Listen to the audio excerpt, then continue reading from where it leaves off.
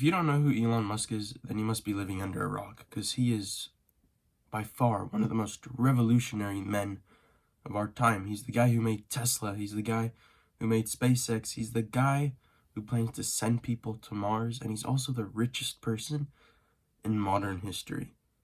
And lately, I don't know if you know, but he's trying to send people to Mars because he wants to make Mars habitable. So I'm here to explain how Mars may one day be able to actually support humans. Before we start that though, I'd like to ask you guys to subscribe. So please subscribe. It's for free and it really helps me out. Alright, let's get into it. So first, I think we really need to explain what SpaceX is. And SpaceX is an aerospace company. They specialize in rocket ships and satellites and basically everything that NASA does, but they do it in a different way. And one way is through their reusable rockets. NASA before would just throw away their rockets because they would destroy upon entry, and you know it's a very straight tube and it's hard to land, so they would just let it crash and destroy, and they just build a new one, which costed billions of dollars to rebuild a new one. So SpaceX basically made one that can land itself, and they save millions of dollars on space travel now. Also, SpaceX is working on satellites. Now, sure, their really campaign is through Mars, and I think that's really just a publicity stunt in a sense.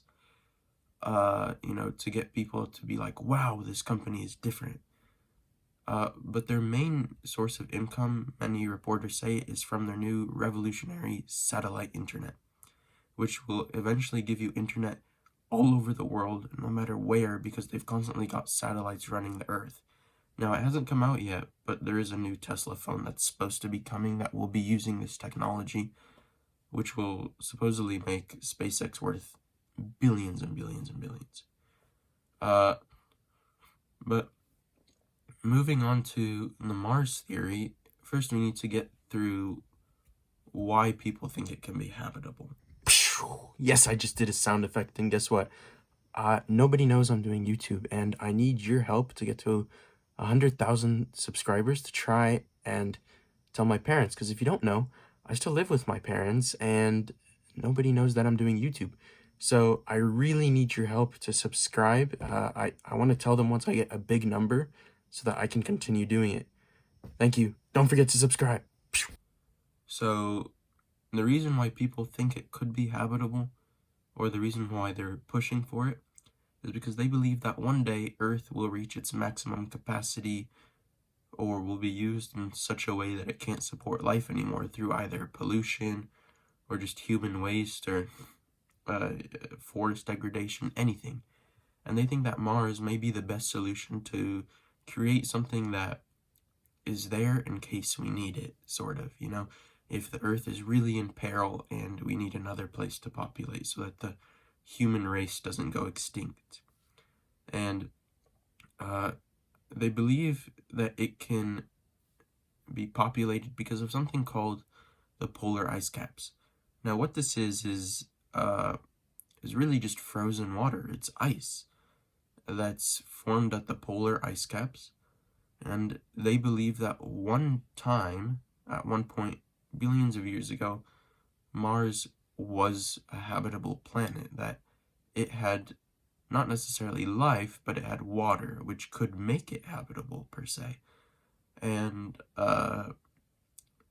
they think that if they can somehow bring that water into the atmosphere, that Mars will terraform. Now, terraform is sort of a Earth-like meaning. It means to become like Earth.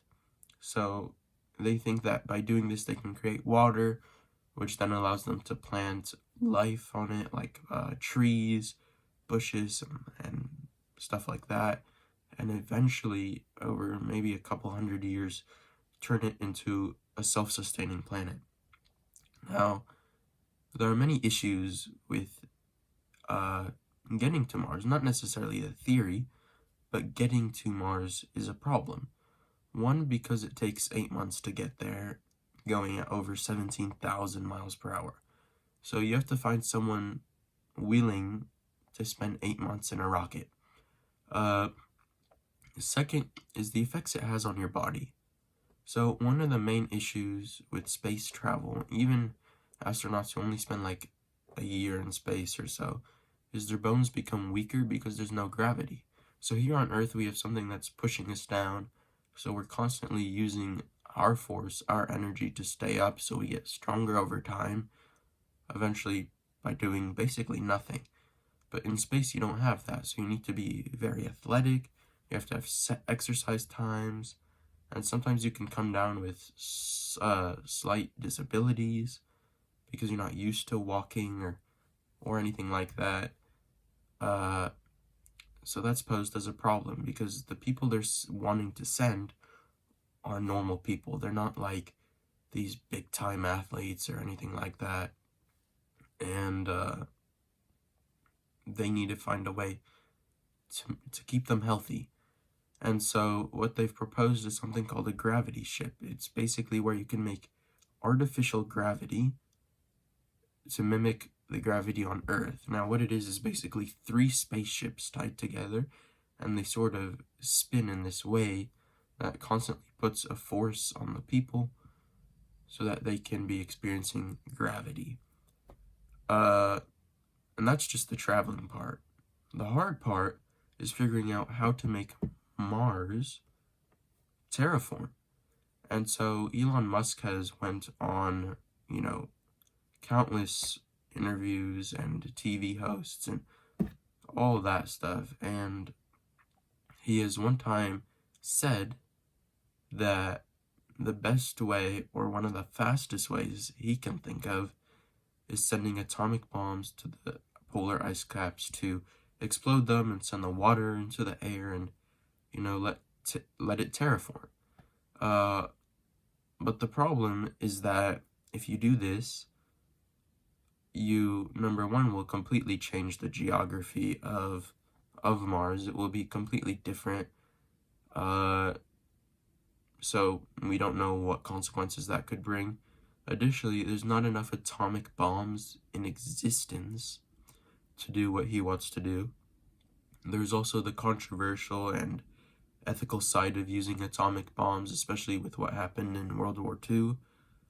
And the biggest problem is the concern for radiation. So they're saying, okay, what if it does work? What if sending atomic bombs to Mars works? Will the radiation then be so derogatory that you can't live there, or degrading? And so they don't know that, and they're trying to come up with some other chemical solution. But if that doesn't work, then they're gonna have to resort to just building large containments, sort of like buildings, to house humans. And I don't think very many people will like that, because people don't like to sort of sit in one area for their whole lives. And the idea with Mars is that it's sort of like, almost like a one-way ticket. If you go there, then you live there. That's your home pretty much forever. And there's also the containment issue of building it, because Mars's climate is not nice. It's very, very frigid, like minus 70 degrees or whatnot. So you're gonna have to find people willing to go and construct them in that weather, while wearing big bulky spacesuits to breathe. But there are plans in motion. I mean, in 2021, Elon Musk did send 4 people up to space, just in orbit. But they weren't astronauts, so he wants to take normal people and put them on Mars. And he plans to put 1 million people on Mars by 2026, only 4 years away. So who knows what the future brings. Maybe Mars will really become livable. I'd like to hear what you think in the comments below. Thank you for watching. Please don't forget to subscribe, and until next time.